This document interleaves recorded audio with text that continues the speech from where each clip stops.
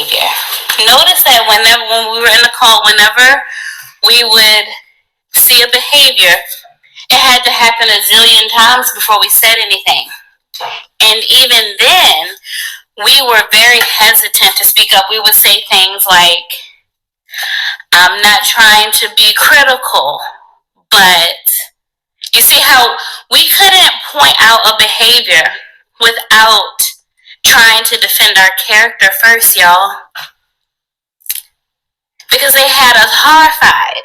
If I say this, if I acknowledge this truth, that means I'm bitter.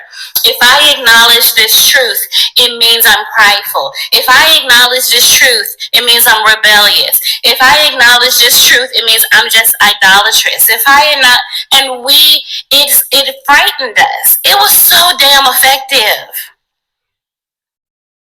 So that's one of the reasons people in ICOC are deadlocked. People are afraid to leave. They're afraid to acknowledge their truth because they have been instilled with this fear that them seeing bad things, it's like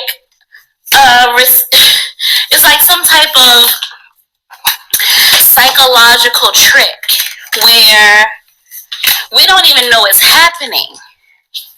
We don't even know it's happening.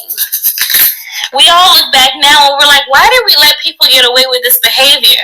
Well, we were trained to ignore behavior for fear that it would expose a bad character.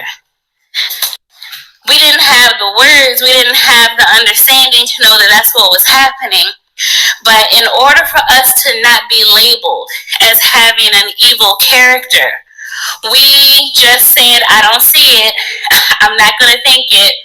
I'm going to just go over here and just try to be grateful and praise the Lord and, lay it all at the foot of the cross because they would overinflate character so much and tell us how much God hates this character. But we never talked about behaviors that God hated.